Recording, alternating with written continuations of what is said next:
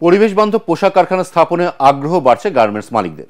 কারখানার ছাদে সৌর প্যানেল স্থাপন করে জ্বালানি চাহিদা মেটাচ্ছে অনেকে। 2030 সালের পর পরিবেশ বান্ধব পণ্য উৎপাদন বাধ্যতামূলক হবে এমন পূর্বাভাসে আগেভাগেই সৌরশক্তি ব্যবহারে ঝুঁকছেন কারখানা মালিকরা। তবে যন্ত্রাংশ আমদানিতে উচ্চ কর হার সোলার প্যানেল স্থাপনে এখনো বড় বাধা বলে মনে করছেন বিশ্লেষকরা। রিপোর্ট শরফুল আলমের। সব মশার বিরুদ্ধে সুরক্ষা দিতে এলো বসুন্ধরা এক্সট্রিম অ্যারোসল, মশার বিরুদ্ধে এক্সট্রিম সুরক্ষা। আশুলিয়ায় টিম গ্রুপের পোশাক কারখানা 4A ইয়ান ডাইং আন্তর্জাতিক লিড সার্টিফিকেশন পাওয়া কারখানাটির পণ্য রপ্তানি হয় ইউরোপের বিভিন্ন দেশে। জলবায়ু পরিবর্তনের প্রভাব কমাতে কারখানার 3টি ভবনের ছাদে বসানো হয়েছে 750 কিলোওয়াট ক্ষমতার 3টি সৌর বিদ্যুৎ কেন্দ্র। প্রাকৃতিক শক্তিকে কাজে লাগিয়ে এখানে চলছে উৎপাদন কার্যক্রম। আমাদের এখানে ইনস্টলড ক্যাপাসিটি হচ্ছে ডিমান্ডের 50%। 2030 সাল নাগাদ আমরা আমাদের প্রোডাক্টের যে কার্বন ইমিশন আছে সেটা 50% পর্যন্ত কমিয়ে আনবো।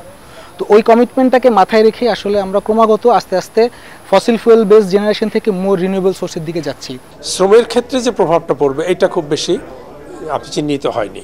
এই ন্যায্য রূপান্তরের জন্য কি দরকার, তার জন্য শিল্পকে এবং শ্রমিককে কিভাবে প্রস্তুত হওয়া দরকার, এটাকে আমরা বলবো একটা সমন্বিত ব্যাপক ভিত্তিক কার্যক্রমে রূপান্তর করতে হবে। বিশেষজ্ঞরা বলছেন ভবিষ্যতে ব্যবসায়িক সুবিধা এবং টেকসই উন্নয়নের জন্য প্রাকৃতিক শক্তি ব্যবহার সময়ের দাবি। সোলার বিদ্যুতের মাধ্যমে প্রাপ্ত জ্বালানি বিদ্যুৎ কারখানার কাজে ব্যবহার করার পর উদ্বৃত্ত শক্তি যুক্ত হচ্ছে স্থানীয় বিদ্যুৎ গ্রিডে।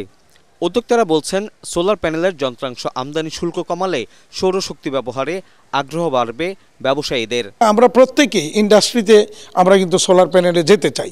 সোলার প্যানেলের বিভিন্ন কম্পোনেন্টের উপরে এসডি, এটির উপর আবার ভ্যাট, এরকম নানা কিছু কিন্তু ইম্পোজ করা আছে। তো এটার যৌক্তিকতাটা আমাদের কাছে কখনোই আমরা উদ্ভাবন করতে পারি। গবেষকরাও উচ্চ করের বিষয়টিকে চ্যালেঞ্জ হিসেবে দেখছেন। তারা জানান পরিবেশ প্রকৃতি রক্ষার স্বার্থে এই খাতে প্রয়োজন সরকারের নীতি সহায়তা।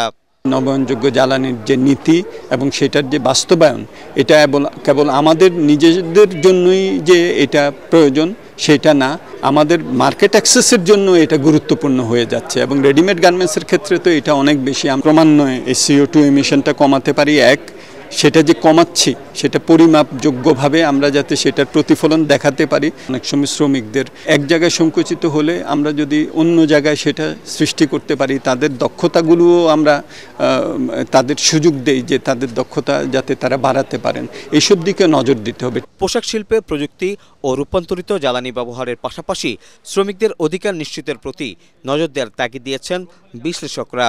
রূপান্তরিত জ্বালানির দিকে ঝুঁকছে দেশের তৈরি পোশাক শিল্পগুলো। এতে একদিকে পণ্যের উৎপাদন খরচ যেমন কমছে, তেমনি টেকসই হচ্ছে তাদের ব্যবসা সম্প্রসারণ।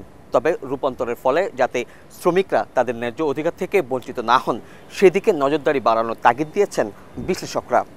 শরফুল আলম, ATN বাংলা, আশুলিয়া, ঢাকা।